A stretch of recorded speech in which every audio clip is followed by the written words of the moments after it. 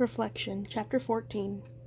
There was nothing Mulan could do. Shishi's fate was eclipsed by the fog below. She hung her head, holding in a sob. She'd barely gotten to know the lion.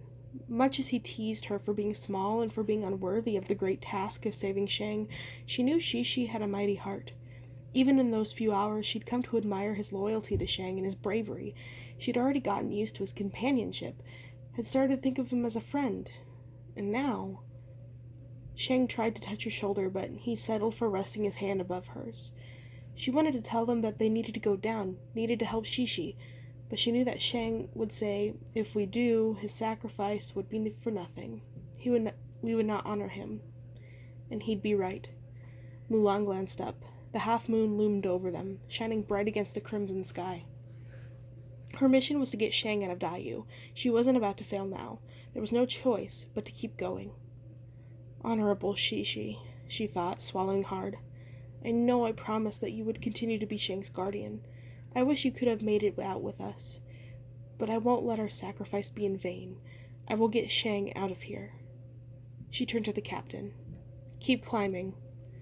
Sometimes Mulan swore she could hear King Yama's laugh emanating from above, taunting her and Shang over Shishi's loss.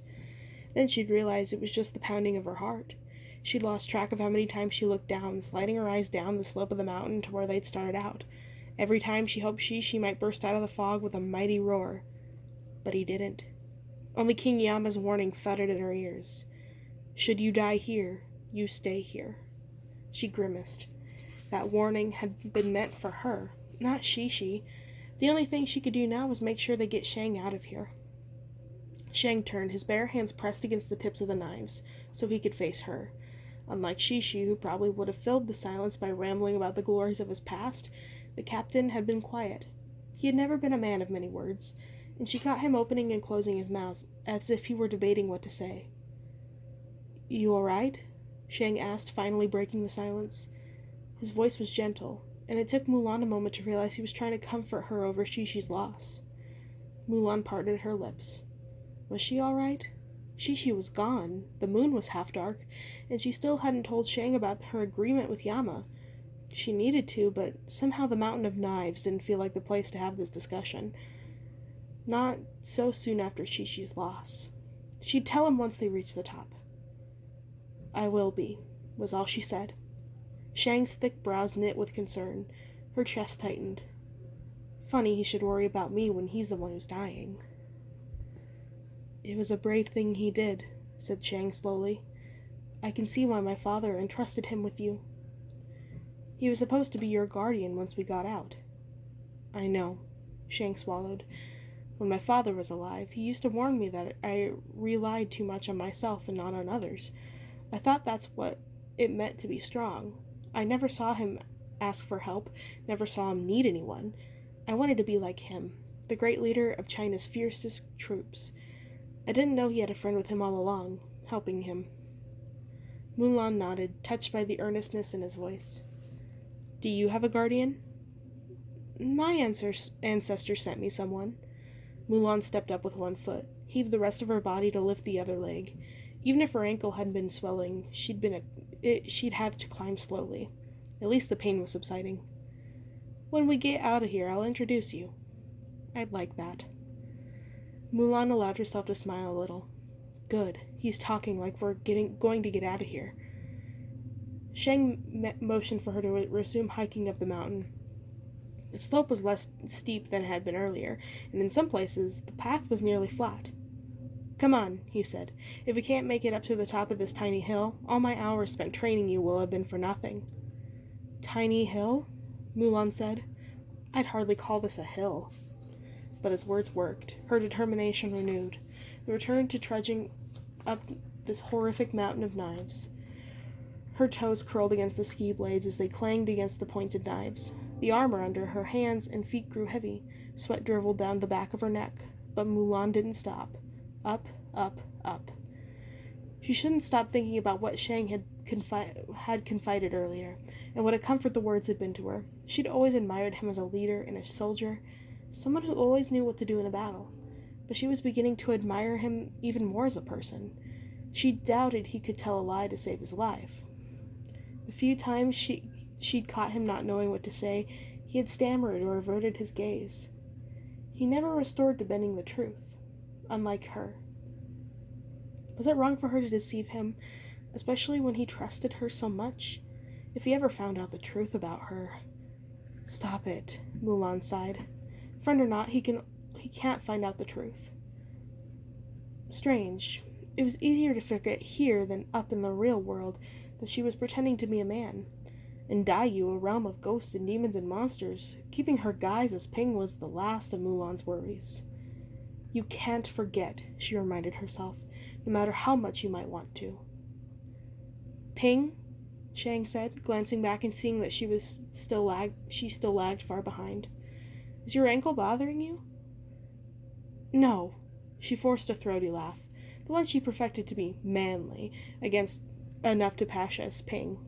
Stop worrying about me, and don't wait up. I've got this. Shang didn't move. Mulan ignored him and kept climbing. Finally, when she caught up with him, he followed. The higher they climbed, the quieter it became. Maybe she had exaggerated about the ghosts. They were nearly at the top, and she hadn't encountered a single one. She inhaled. That was a good thing. Best to savor one's luck, not question it, especially in the underworld. Every few steps, Shang waited for her. It was hard not to see the concern creased in his brow. The climb up was far more difficult for her than him. For her, each step was a highly calculated risk. If she put too much weight on one foot, or leaned backward or forward too much, she could be impaled. Meanwhile, Shang easily leapt from knife to knife. It almost looked fun, if not for the fact that he was spirit hovering close to death. Mulan didn't dare pick up her pace. They still had a ways to go before reaching the top, but luckily the path was not too steep. Mulan tried to focus on her footing, and not on looking up or down. Both directions made her nervous. If she looked up, she could see the impossible landscape of cliffs hanging in midair, supported by little else other than the clouds. If she looked down, she saw the mountain, thousands of knives staked into the mountain. Every now and then, as they climbed higher, she spotted bloodstains on the blades. She tried not to wonder if this was human blood or demon blood. It wasn't clear which would be better. Neither spoke for a long time. The knives on her hands and feet were getting heavy, and Mulan estimated they were almost up the mountain. She wiped her forehead. I'm grateful you never made this a training drill. The pull with those medallions was hard enough. Shang chuckled. Climbing a mountain of knives? I'll keep it in mind for future exercises. Mulan groaned. Future exercises? The world is over. You can never be too careful. China will always face the threat of invaders. That'll be for you to deal with, Captain Li Shang, she teased. After I get you out of here, I'm going home. Shang opened his mouth to reply, but the mountain's summit came into view. Shang shielded his eyes from the light and went ahead to inspect the area. There are no more knives up here, just grass. We're almost there. The news made Mulan climb faster. She couldn't wait to be at the top. Blood speckled the sides of her hands, and she could only imagine the condition of her feet. Every step hurt more and more as she cared to admit, and even after what felt like hours on this mountain, every time she remembered she was literally walking on knives, her nerves sent a pang of panic in her mind. Her temples pulsed, and her forehead dripped with sweat. So when her fingertips touched the glorious grass lingering the mountain summit, Mulan gathered her breath in her chest and swept up her leg over the edge. It wasn't as easy as it sounded, especially since she still needed to avoid all those knives with their blades sticking out of the mountain's rock face. But there was no one knife. No, it was too long to be a knife. One sword that had been stabbed into the mountain, blade first. It looked special, and any other time Mulan might have taken an extra long look at it. But now all she noticed was its golden hilt stuck out from the thin metal knives around it. Perfect to use as a step to haul herself up the summit. She rolled onto the grass. She didn't care that it was brown and withering and crinkled under her back. We made it. Shang chuckled. My climb wasn't as bad as yours. He hesitated. Well, we should take a break here. Consider our next step. Good plan. Mulan sat up and observed where they were. A plain of sorts. One that looked like it hadn't been visited or tended in a long time, given how dead the grass was both in the plains and on the hills. She'd take a dead hill over a mountain of knives any day. She unfastened the binds over her hands, then cut the braids on her feet. She clutched the remains of Shishi's mane, tied it to one of the daggers, and staked it in the ground. Not quite the regal memorial he deserved, but it would have to do. She sighed. There seemed to be little else on this mountain. Then, remembering that strange sword just to her side, she leaned over the mountain edge to inspect it. The hilt was dull with age, but still gold, with short wings at the base of the blade that pointed upward. It had to be hundreds of years old. Mulan was about to leave it, but there was something inscribed on the blade itself. She could see only the first word. It was the same as in her name. Fa. Flower. Curious now, she reached down and tried to wrench the sword free. It was stuck tight. Let me help. Shang knelt beside her and clasped the edge of the hilt. Together they pulled. Out slid the sword. The weight of it nearly tipped Mulan over the mountain, but she caught herself in time and backed away from the ledge. Catching her breath, she laid the sword on the grass, wiping it clean of dirt and grime. The characters on the blade glittered in the moonlight. The flower that blooms in adversity is the most rare and beautiful of all. Mulan's brow furrowed. This doesn't seem like something that would belong in Daiyu. Still, Fa was her name. Maybe it was a sign she should keep it. A sword could come in handy. After all, she'd left her own sword back in the real world. She hoped it'd still be where she was when she returns.